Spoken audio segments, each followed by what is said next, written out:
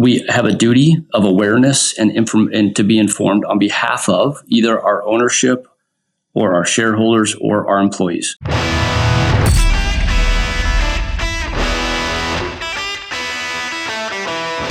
Welcome to Real Leadership, the show that cuts through the clutter to spotlight leaders who make, move, and process things in the real economy. This isn't about buzzwords or theories. It's about bold decisions, solving challenges, and the strategies driving industries that matter. I'm Jim Weaver, CEO of the Owner Group. In every episode, we get real about what it takes to turn vision into action and obstacles into opportunities. Let's go. Today, my guest is Chad Wiegand, Executive Vice President and Chief Risk Officer at Schreiber Foods. If you've ever grabbed a cheeseburger at a fast food drive-thru or purchased cream cheese at a grocery store, you've probably tasted some of Schreiber's work. Based in Green Bay, Wisconsin, go Pack. The company is a global leader in the food industry with locations in North America, Europe, South America, Asia, and Africa, producing everything from cheese to yogurt to beverages. And as an ESOP, they're one of the largest employee-owned companies in the world. Chad's path to executive leadership is a bit unorthodox. He began his career with a Doctor of Pharmacy degree from the University of Nebraska, followed by a law degree from Creighton University. After cutting his teeth as an attorney in private practice, Chad moved in-house, serving as SVP and General Counsel for Schwab North America and Nature's Way. He also had a pivotal stint at Mars as Chief Counsel and Vice President of Corporate Affairs. Since joining Schreiber in 2016, Chad's role has continuously evolved, starting as General Counsel and ultimately rising to Executive Vice President and Chief Risk Officer. Today, he leads the global legal, risk, governance functions, serving as a strategic guardian of both Schreiber's people and its purpose. Welcome to the show, Chad. Jim, it's a pleasure to be here. Thanks for having me. I'm excited. You've got a really interesting path, and you've covered a lot of ground, both academically and professionally over I don't know, 2-3 decades, but it's remarkable. So you started out, you wanted to go into the pharmacy. You had a doctor of pharmacy. So what was it that drew you to that? And what was it that you found out that inspired you to switch lanes and go into law? It's a great question. I do have to start with, I have a social contract with the city of Green Bay to say, go Pack, go. I have to start with that. I'm in Packer country here. Kidding, of course, but we're in the heart of the frozen tundra here. Absolutely. I got you. I grew up in a town of about 10,000 people in Northwest Iowa. And in that town, we had a close family friend who was a pharmacist, Jim. And I saw the impact that man had on the community, on my family, on friends, things like that. And I thought, that's a life worth living. I like that. And I was super blessed in that my parents had said, hey, we're going to work really hard to pay for your education. And I took that as, all right, I'm not going to squander this. I want to be intentional and I want to have direction because I saw how hard they worked. And said, I'm going to go into this with a directed focus. And so went into the University of Nebraska system, wanting to emulate that man and become a pharmacist and contribute and give back. And as life would have it, I got about halfway through the program, Jim, and thought, oh, man, okay, I like the classes. The classes are great. I'm not sure I could do this for the next 30 or 40 years. And I tried a whole bunch of stuff at that point in time. And had a very pivotal conversation with my parents and said, listen, all's not lost here. I got this. I'd like to continue on my education with law school if you're okay with that. And they said, listen, our commitment was through farm school. The rest is on you. And I said, thank you. I'm good. Let's do this together and transitioned on from there, Jim. So why law? What inspired that path? Yeah, so I had another connection, and my goal became at that point in time, I wanted to get to the cutting edge of what was happening in the pharmaceutical space. And I learned about this thing called pharmaceutical patent law, and that there were companies out there seeking to protect their inventions so that they then could provide affordable medications to society. And I thought, that's a noble cause. I like that. That's something I can wrap my head around, I can connect to emotionally.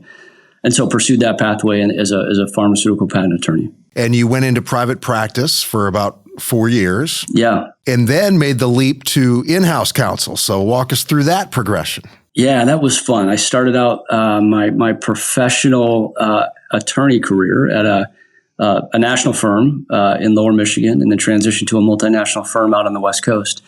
And it was working so much for a particular client that was privately held at the time. And they were seeking a pathway to an IPO to become a publicly traded company. And I was just doing a ton of work for them. And they said, why don't you just come work for us? And so through a series of transitions had done that. And that was my first transition in-house. And the value prop there was instead of just getting calls on snapshot problems clients were having, you got to be a solution provider. You were now behind the curtain. And you could double down on values, Jim, and creating value and generating meaningful conversations to hopefully move the organization forward. That was an enriching experience, and clearly it stuck with me. That's what made the bulk of my career since then. So you were drawn to going deeper as in-house counsel. So in your mind, you've been in that for quite a while. So in your mind, what are the attributes, the essential elements of a great corporate in-house legal program? Yeah, great question. I think the reason it hits with me is because when you ask any corporate counsel that question, a few of the common words will come up. The first one's integrity. You have to be able to have a position. You have to be able to articulate that position. You have to advocate for doing the right thing and repping everybody in the organization and be fairly objective about the way that you do that. And I like that. That's core to who I am. That's easy. I got that. The other thing I'd say too, as in-house counsel is, and especially in the leadership role, is you have to have a little grit. You have to have a little grit, right? Stuff's going to get thrown at you from all different aspects. And that's part of the juice, candidly. That's the fun stuff. And there's energy in that. And and so to be the recipient of that stuff is incredibly rewarding and interesting. And you're honored to have people approach you with those kinds of things. But to develop grit over the course of your career is a key, I think, a cornerstone to becoming a good GC. And that, I think, contributed to my transition and making it a little bit easier for me, Jim. What do you think are the common strategic mistakes companies make when it comes to their approach to their in-house program? I think it's not setting clear expectations and understanding what do you want from in-house counsel. In most cases, in-house counsel, especially I'm going to focus on the leadership side of in-house counsel, we're a strategic partner. And we can help think through various things and provide feedback to, very objective feedback to senior leadership. So, for example, CEOs or my fellow C-suite compatriots. So here at Schreiber Foods, there are 7 of us who report to the CEO. That's where I spend the bulk of my time, is either with my direct report team or that group. And we're thinking about how do we create value and how do we press forward. And we're having red team, green team debates. Right, good, healthy, constructive debates about where we need to go, and then aligning on where we're going to go and taking the company there. And I think a GC can offer a lot of that to a company, Jim. And I think it's super rewarding to be able to fulfill that role. This dovetails into my next question beautifully. So what? And I'm asking this selfishly because we have kind of a nascent in-house program. We were a little late to the game. We're probably a little bigger than companies typically layer that in, what we've done in the last couple of years. So in your view, you've been in the game so long. What do you think are the key performance indicators for an in-house program? How do you measure that? It's very difficult to measure. And the KPIs tend to be the classic KPIs. So, if I'm a CEO of a company or if I own a company and my next step is I think I want to bring in somebody to help me on the legal front, well, I want them to offset their costs, right? I want them to come inside and I want to defray any outside costs that I otherwise would have, right? I want to move that outside legal counsel spend. I want to move it inside and you just take that on. And there's part of that's true, right? We need to have a certain level of skill set to advise the company in a meaningful way so we don't have to run outside every time we have an issue or a challenge. Right. I think what I've found, though, over the course of time is very few of my experiences have been KPI driven. When I'm held accountable, let's do it that way. When I'm held accountable, it is rarely, did you meet a KPI? Or let's look at the KPI suite and see how you performed. It is, hey, in my quiet conversations with me as CEO or whomever, are you providing me counsel that's helping advance my thoughts? Or are you objective enough where you can say brave things to me that perhaps others can't? Can I rely on you to have a very objective opinion so that you become my trusted, call it counsel as opposed to attorney, so I can bounce things off you? I want your perspective. And I think one of the most valuable things here is when people walk in my door, oftentimes it starts with, can I, should I, might I, will I get in trouble if I, is it okay? Yeah. Will the CEO be okay with this? Will the board be okay with that? What have you, right? And so you quickly sort of morph into a trusted counselor, and you're helping people make well-informed decisions. That's the juice. That's what's exciting for me. So you're right. It is a bit of a transition for a company to move and bring somebody in-house. I think it starts out with classic KPIs. But I think if both the company has an open heart and open mind about why they're bringing somebody in, and if they bring in the right candidate, I think it'll quickly morph into a trusted counselor role. That's the goal. That's the goal. Okay, that's good.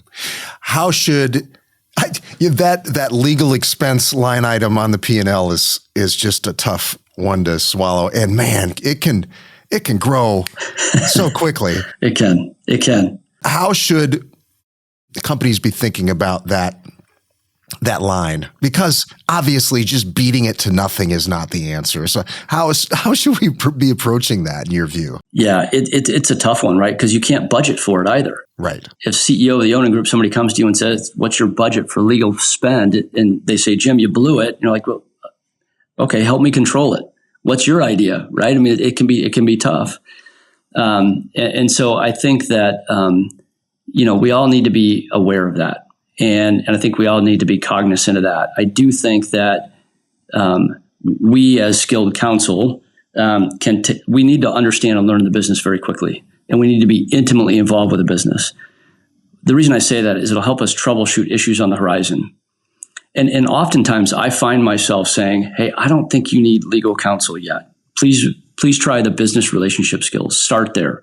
Because by the time you start to bring me or my team in, it's going to feel a little adversarial. You're going to ratchet up tension. You can feel it. You can feel the emotions rise. And oftentimes that's not productive. And so, I'm blessed here because we have so many skilled business leaders that rarely do I find myself in a situation where I've really got to call it mediate or resolve an issue. And if I do it with a very pro-business look. If I need super technical legal skills, I'll go outside. But I try to keep that all, Jim, as you know, it comes down to relationships, right? And we need to focus deeply on creating really good, beneficial relationships. And if we can do that, boy, 9 times out of 10, you can avoid the legal expense. Facing sudden growth or limited by traditional financing? Momentum Capital Funding empowers businesses with real-time cash flow through AR factoring. Get the funding you need and fuel your success. Visit MomentumCapitalFunding.com to learn more. Sometimes when interacting with legal from a company, whether it's a customer or a supplier, there's sort of two spirits they can operate under. There's the gonna get everything we can from out of this, and then some of them they're clearly looking for the win-win, and it's like they went to 2 different schools or something. Is that a East Coast West Coast thing? What's going on there? Oh man, it's so true. It is so. Here at Schreiber Foods, we're blessed to work with almost every food retailer almost in the world, certainly in the U.S., and every food service, think restaurant customer in the U.S. And they all have their different approaches among suppliers, add suppliers to that, add all kinds of other companies to that. And you will find differences in approaches. I think what I've found is oftentimes, and I learned this at Mars, Mars has 5 principles they operate by. One of those is mutuality. And they want to establish long-term, mutually beneficial relationships because they realize that's how you do good business. That's how they've done this decade after decade after decade. I don't think Schreiber Foods is any different. We're in our 80th year this year, and we've had some customers for a tremendously long period of time. We've had suppliers for as long as we've been in existence, and it is due to that mutuality. And so I will say, if I ever have a call or get asked to be brought into a call, and the other side is doing as you say, right? They're puffery, they're what have you, they're very aggressive or whatever the case may be. It's not uncommon where I'll ask for a call with them separately, just their counsel, because a lot of it is wanting to demonstrate something to their client or that sort of thing. Among counsel, we can say things like, hey, where do you need to be on this? Like, help me understand. Like, we can cut through the crap sometimes and get to where we need to be in pro business context, right? But you're right. There are very different schools on how things are on how companies and individuals approach those negotiations. And I think you have to have a bit of patience, a bit of tolerance, and a bit of gray hair helps. So you can help your client navigate the way through that, right? You mentioned Team Green and Team Red as legal counsel. Are you Team Green, Team Red, or are you how do you look at that philosophically? Yeah, it's a good one. So we have just now started to do a bit more of sort of green team, red team conversations. So green team being a team that has an approach, they want to carry a project forward. Red team, for the benefit of the success of the project, will try and poke holes in it. Or they'll be the quote unquote devil's advocate, if you will, right? And play the other side of it and challenge and probe and ask questions. And I think all in the right spirit of creating a better outcome or a better solution for a customer. And I think that's really beneficial. We've just now started doing that. Although I will say GCs often get put in that role. Hey, got it, guys. You want to head down that particular pathway. Can I just point out a few things? And let's have a conversation, if not a debate about it. And then we'll align before we leave this room. When we leave the room, everybody supports the direction we're headed. And, in law school, you're taught to issue spot, Jim. You're taught to look for those things. And so it probably comes a little more naturally to the in-house leader from a legal perspective. But I think everybody can do it. And I do think as we grow in that space, we'll have better outcomes for our customers. I really do. So you actually have a formal green team, red team structure where you're like, okay, this is the green group, this is the red group. And that's interesting because I think it would probably disarm or take some of the emotion out. Like, I've got to take the red position because I'm on that team. And it's not even necessarily what you believe, but you're kind of steel manning the other side of it. We kind of fall into it naturally with our opinions here. And then everybody's, can become a little like hunkered down in their spot. And so you have a formal process around that. Am I hearing you correctly? Well, we're early in our maturation process. We're very early in the process, but we're starting it. And you're absolutely spot on. What it does, and I think what we'll find is it de-emotionalizes the process. So if you're on the green team and you're excited, you're jacked, you got something you want to advocate for, and we say, all right, cool, let's do a quick red team, green team. I'll play red, you play green. That's different than you being excited and me saying, whoa, hang on, Jim, I don't think it's going to work because of this. Have you thought about that? And you're like, well, man, how come you're taking the wind out of my sails? As opposed to you're green, I'm red. Now you're like, oh, okay, cool. Help me make this better. This is not I don't have anything to personally lose. There's no political capital here. There's nothing like that. It's I'm on the same team as you. I want to help you make it better. And I think there's merit to that. And again, we're early in our maturation process there. Would love to connect a month or two from now and let you know how we're doing. But I think it's going to work well here. I really do. I think the key word you had there was play. It's play. It's a game. It is. It's a complex, interesting game, and that will take a lot of the emotion out of it, and free us up to play. You're giving people permission, right? You're giving them permission to raise their voice when maybe otherwise they wouldn't have. And so I think we'll see. Yeah. Okay. I'd like to talk about dig deeper into your role at Schreiber. We've been talking kind of big picture, general counsel, but before we do, would you give us a sense of, let the audience know what you guys do, what you produce, and then give us a sense of your scale and scope. Yeah, for sure. So Schreiber's in its 80th year, so we have a legacy. And we are a global customer brand leader in cream cheese and natural cheese and processed cheese and beverages in yogurt, Jim. And so we do this on a global basis. We have 15 production facilities in the U.S., soon to be 15, soon to be 16 outside the U.S. So on a global scale, we're approaching $8 billion with a B in revenue, and we have just over 10,000 employees. So our U.S. headquarters is based here in Green Bay, Wisconsin. Go Pack, go. Go Pack. Yeah, that's right. Our European headquarters is based in Madrid, Spain. And if you haven't been, I highly, highly advocate. Beautiful, beautiful city, fantastic people. That's on the list. That's on the list. I haven't been there. All your listeners, please go. It's tremendous. And then our Asian headquarters is based out of Mumbai, India. And so we have quite a footprint. And you said it well in your intro. If you've had a burger with cheese, there's a good chance it might be ours. If you've had a prepared yogurt product or you buy a store brand yogurt product at your store, odds are it might be us. If you've had a bagel with cream cheese, et cetera, or a nutritional drink or a shake that's been prepared and in packaging, that's probably us or it could be us.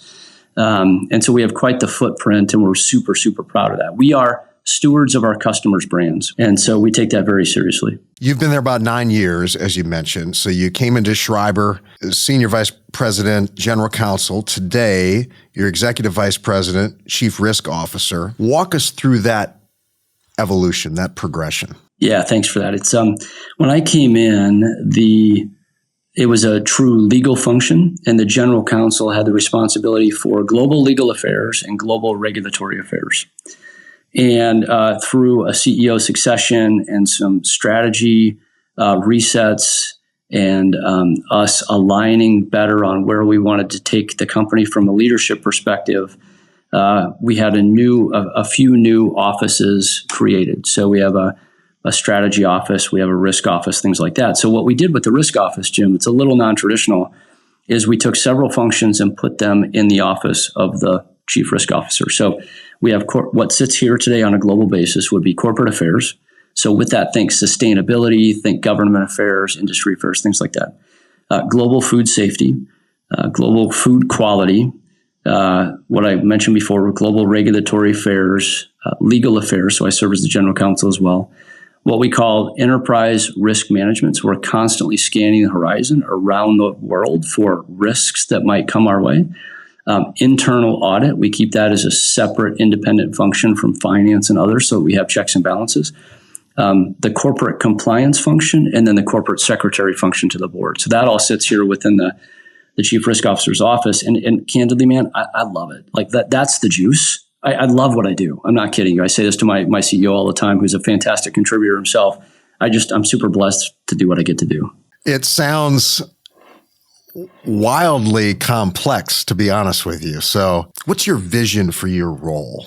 Like, if I do this and this and this, then have you been able to distill it down that way? Yeah, I'll start big picture. I view myself as a corporate steward for this organization, right? I don't have P&L responsibility, but I do have an enormous responsibility to and for this company and to all of our ESOP participants and all of our employees to make sure this company does what it says it's going to do, does what it commits it says it will do. And we have a vision, which is doing good through food and to continue to do good through food. We want to have positive impacts in all the communities in which we operate beyond, because that's where our partners, that's what we call our employees, that's where our partners live. The days are super interesting. So let me just, if I might, I'll have a calendar day like anybody, and you'll come into the office and you'll learn all of a sudden, I'll use a recent example, that there was a skirmish on the border between India and Pakistan, and some of our partners might soon, or their families might be affected. And we have what's called we have 5 different values to our culture. One of those is caring. And so we care deeply about our partners and their families. And so we immediately spin up into how can we care for those folks? What can we do?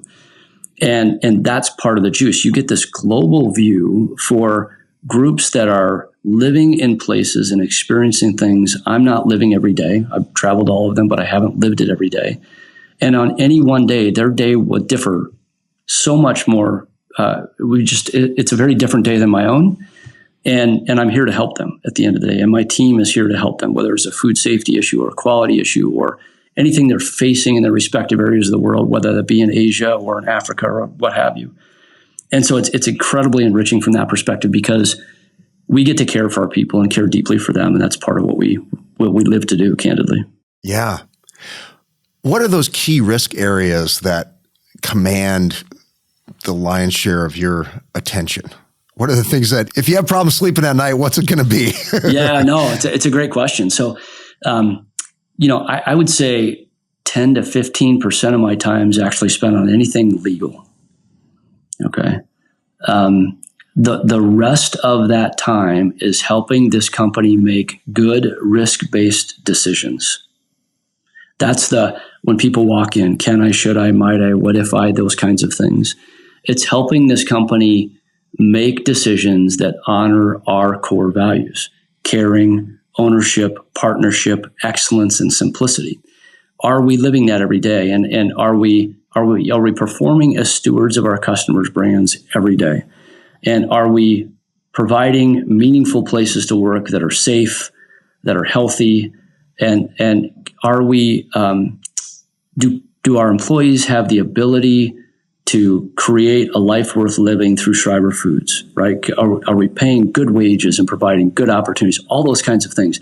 It's the rest of my time outside of the legal function is helping this company make good decisions, and it comes in all forms. That might be in the area I just mentioned, or one of my colleagues from Pickett, HR or finance or the commercial side of the business or what have you might walk in and say, hey, can we just chat about a few things? And so for me, it's a lot about partnering with our business and our CEO, who's exceptional, and our board members who are exceptional about how to drive the business forward in the Schreiber way. We refer to ourselves as Schreiberians. I think you are you Onanites? Onanites, yes. Very well done. I like it. Schreiberians. We are Schreiberians, right? Fantastic, too. We care for all of our Schreiberians deeply. And so how are we doing that every day? How do you think about that balance? How do you frame that up with risk? I have a business mind first. And I think that's important. And let me give you some examples. If all a general counsel or a chief risk officer does is say no, you quickly become useless or circumvented, right? Yeah. You don't want to be the no guy all the time. There are moments, don't get me wrong, there are moments, and you have to have a backbone and all that kind of stuff. But there are times when I'll go to the company to say, I think we can take more risk here. Like, I don't view my job as being the risk mitigator. I do view it as, let's optimize the risk we take. And that requires talking about it. And so the worst thing for me is when we get hit with a risk we don't know about. And it's not the worst thing, but it's the thing that causes the most disruption and complexity, candidly. So think back to COVID or events we've had here, Jim. There are things that just sideswipe you that cause the most confusion. I think in our space we have opportunities to when I say take more risk, I don't mean at the expense of or that's borne by a customer. That's not it. It would be, hey, I appreciate folks have a conservative mentality on a project here or a project there, but what would happen if we just took a different view? And if that different view is viewed as a little more risky, it's okay because the consequences are either the same or they're manageable or what have you, right? That's the practical reality of you and us as senior leaders in organizations. We get put in the gray all the time. We are constantly in the gray. The black and white's easy. We live in the gray. And so how do you make decisions in the gray? And it helps to have somebody to talk through some of those things with. And that's one of the roles I provide. Does that help? Yeah, it does. And I think your clarity around who you are as an organization, you need that to make those, because it's going to be a different calculus for different companies based on your values, and you determine what your values are. So I think that's really critical there. No, that's great. You're a legal and risk expert. You're also a leader, and I read a great quote I wanted to ask you about. You said you want to be a nose in, hands out leader, or philosophically, you're nose in, hands out, which is great. I never heard that before. What does that mean? Yeah, it's good. I've always loved this. I think as leaders, we need to be informed. I think it's our obligation to be informed. We have a duty of awareness and to be informed on behalf of either our ownership or our shareholders or our employees. So we need to be informed. That's the nose in. The hands out to me is I am probably the antithesis of a micromanager. I'm not a micromanager. I want really good, talented people to run their respective functions. So some of the ones I listed that are in the risk function here, I've got an exceptional team. And they're among the most talented people in the industry that I'm aware of. And they run exceptional functions within the risk area. And that's the hands out part. I want to have dialogues with them. I want to understand their strategy and the steps to get there and how we're going to get there so I can help advocate and press and understand and learn myself candidly. But I'm not going to do it for you. And nor do you want me in the space doing it for you. You need to grow as a leader, and you need to have the hands-on experience, and you need to, we talk here about GSD, you need to get stuff done. You need to get stuff across the finish line. And that's the nose in, hands out sort of approach. If you're purely nose in, then you are not GSD. Correct. Yeah. What is the way that you move things forward then? What's your function? I think I heard some of it, but I just would love to hear you articulate that. I mean, I've got to get stuff done. So I have a partner in the risk function with me. Her name is Becky, and our job is to get stuff done. Like at the end of the day, we can also be a bit of the repository of the land of the misfit toys. We don't know what to do with this. Let's take it over there, and that's okay too, because that's part of the service we provide. But at the end of the day, we've got to GSD, get stuff done. So here in our company, Jim, we have trainings for our high potentials, and one of them is called Lessons in Leadership. And I used to teach a topic called execution. And I'd ask people, what does it mean, and that sort of thing, and then we define it. And the definition for me always was GSD, and I would take the S in the GSD and make that a $sign to emphasize we have to get done the important stuff, the stuff that either adds to the top line or contributes to the bottom line. And then I'd add one other caveat, which is we have to get it done in the right way, because I want people to work with us again and again. Because if we just get it done and we wreak havoc, they're not going to come back. And so there's an execution approach that where we just have to, our pendulum swings broadly. I've got to be able to get, I've got to be able to do tactical things every day and then switch to strategic really, really quickly. And that's part of the juice as well. So for us, getting stuff done, nose in, hands out is a bit of a axiom for leadership, a little bit of a leadership mentality where you've got people reporting to you, that kind of thing, where I've got to drive my own workload, right, where I'm not relying on others. That's where GSD comes in, and I've got to move the needle myself. Understanding your labor market is crucial for successful recruitment. Onin Staffing's Recruitment Strategy Guide provides insights specific to your geographic location and the positions you're hiring for. Our Recruitment Strategy Guide delivers a clear snapshot of your labor market and actionable intel to tackle market-specific challenges. With Onin's expertise, we help you navigate and win in your competitive landscape. Empower your recruiting process with the insights you need. Learn more about Onin's Recruitment Strategy Guide at oninstaffing.com/strategy.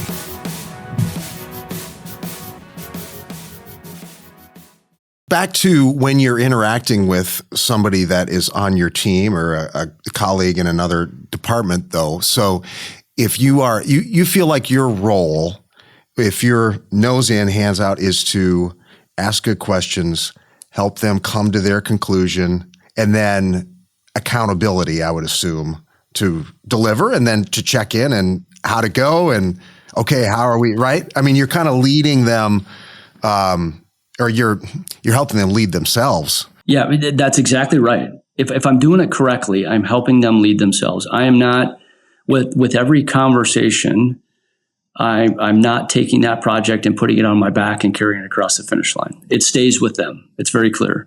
And at the end of that conversation, we'll land the plane. I will say, hey, just to be clear, right, you've got this. We talked about the following things. If you need anything more from me, please let me know. Otherwise, I'm going to stand down. Or if I need to do it that directly. Otherwise, it's hey, I'm here for you all the time. I got you. If I can help you in any way, let me know. But that's exactly right. Because I couldn't possibly they won't grow if you continue to take all their problems from them. That's just a great growth opportunity for everybody as they emerge as a leader. And two, I possibly couldn't take it all on. I'm going to borrow that phrase from you. I love it. It's free for the taking. Go for it. I love it. All right. So we became an ESOP, an employee-owned company 2 years ago. And I've heard you refer to your employees as partners because they literally are partners, which is really cool.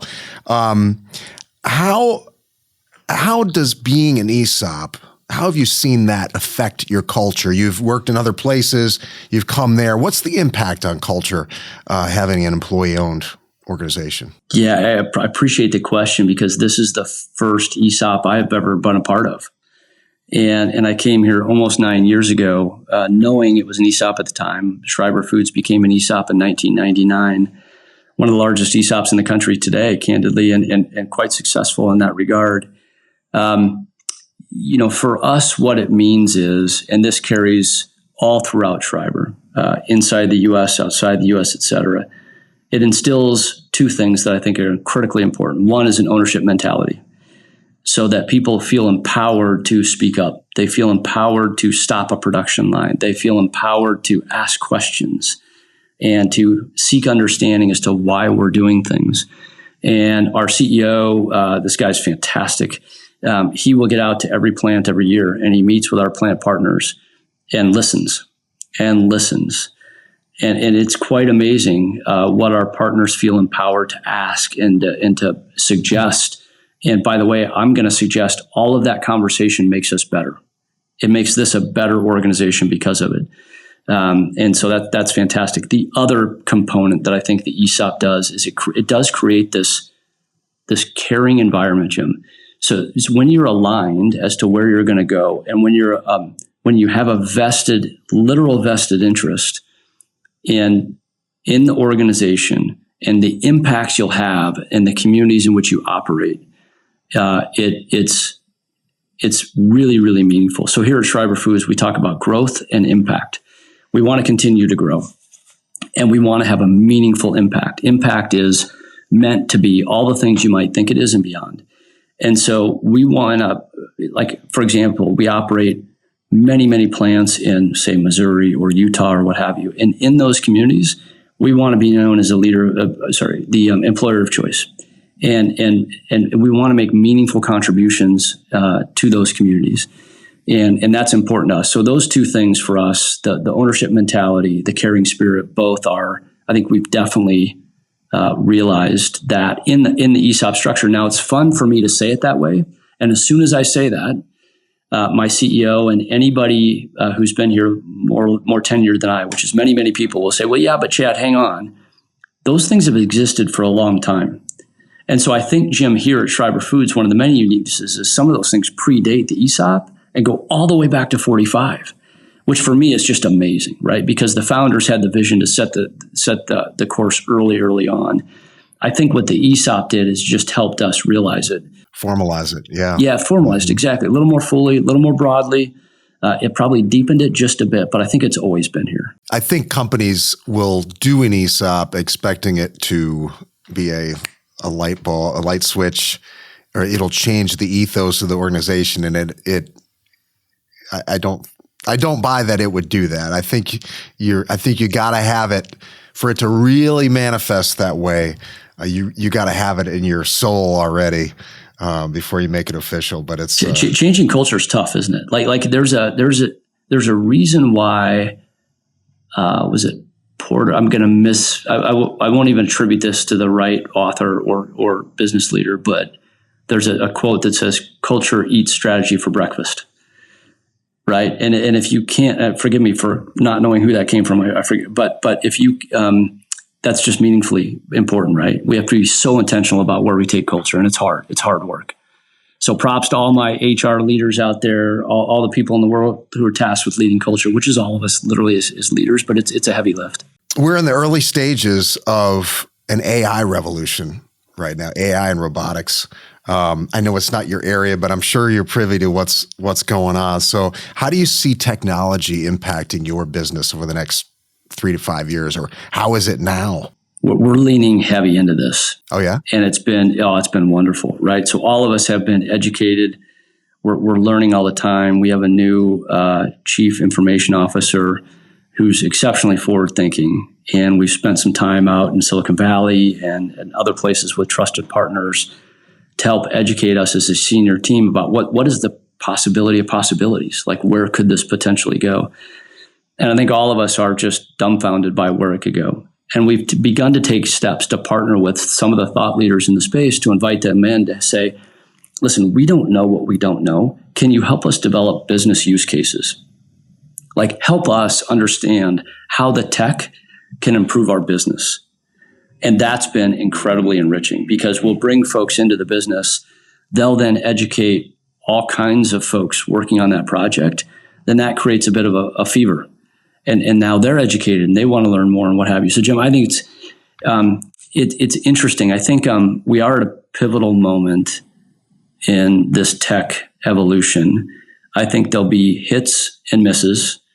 I think we have to be a bit patient as to what's going to really evolve out of it. But I do think being a relatively early adopter will pay off. Maybe not first, but I think relatively early, I think will help transform business for sure. And we're excited about what it'll do for ours. All right, let's land the plane. I got one more question for you. So you're obviously a learner. Anybody who's done as much school as you. I was just confused, Jim. I was just confused early on. That's what it was. I got to tell you, I didn't love school enough to spend as much time in it as you did, but I am a learner, right? I'm a kindred spirit there. But what have you changed your mind on in recent years? What do you look at differently now that you've got a little runway behind you? You got some wisdom you've gained over the years. What have you changed your mind on? So you're right, man. I am a lifelong learner, and I want to be surrounded by lifelong learners. We'll often talk here about we want to look for curious people, and I'll take that one step further. I want curious people who are also lifelong learners because they can apply and learn and grow and things like that. So I mentioned our lessons in leadership and how I used to teach this topic called execution, and for the first time this year, I was asked to teach vulnerability. Actually, I wasn't asked. I asked. I kind of hounded our CEO. And when he listens to this, he might laugh about it, but I want to teach vulnerability. I want to teach vulnerability. And because I was leaning into it, and I was on my own vulnerability journey, Jim. And what I mean by that is I was recognizing the power of it. I was reading a ton about it. And what attracted me to it is how it empowers you to build trusted relationships with people. In my space, I often don't get the opportunity to be vulnerable. People come in and they're seeking counsel. Hey, can I, should I, might I, what if I? Or they want to bounce ideas off me, things like that. So there's not a lot of opportunity to be either vulnerable or reciprocally vulnerable with people. So I have to be very intentional. And I'm okay with that. But what I realized is I don't do it enough. And so I was able to teach vulnerability this last time at our Lessons in Leadership course, and it was really, really good for me. Did I change my mind on it? I grew because of it, I will say that. I grew because I was able to lean into it, and I just opened up to people and was very vulnerable with them and said, listen, here's me, here's my story, here are my fail points, here's how I've reframed them to contribute, I think, to where I'm at today. And how I leverage those things to become a better person, a better leader, a better father, a better husband. And for me, it's just really, really good. And so, Brene Brown's got a great video on it and things like that on vulnerability. I encourage any listener to go out there and check those things out. And I think that's been really impactful from a growth and change mind perspective. I'll say one more thing about that, which is kids have an uncanny way of changing a father's mind, Jim. My kids, when I have dialogues with them, they're like, Dad, I'm not sure you're thinking about that right. Maybe think about it like this. And what about that? I'm like, wow, that's really good. Like, all right, you caught me flat-footed, son or daughter or what have you, right? And so I think they're really good with that too. And I think it's good to keep an open mind, right? And be willing to evolve and understand and progress, right? As a person, as a leader. And I think what I didn't appreciate about the whole process, Jim, is how powerful vulnerability can be. I just didn't quite understand that. I'm not afraid to be vulnerable. I just didn't understand how other people valued it. And I'm learning that now, and that's been a lot of fun. That's great. All right. That's a good spot to land. Chad, this has been fantastic. Really insightful. You answered a lot of questions that I've been kind of laboring with. I could talk to you for a long time, but we're up on time. But I really appreciate it. How can folks connect with you, connect with opportunities within your organization? We'll put this stuff in the show notes, but share the best way to do that. Yeah, I would love to connect with anybody on LinkedIn. It's just simply my name, Chad Wiegand. And then schreiberfoods.com. If you're more curious about the company, please check us out. We'd love to have a dialogue with you and hopefully potentially maybe even employ you. Who knows, right? All right, Chad. Thank you so much. Listeners, thanks for dialing in. And until next time, keep it real. Thank you for listening. This podcast is powered by Onin, the staffing partner delivering real results for manufacturing, logistics, and food processing companies nationwide. To learn more, visit www.oningroup.com. Until next time, keep it real.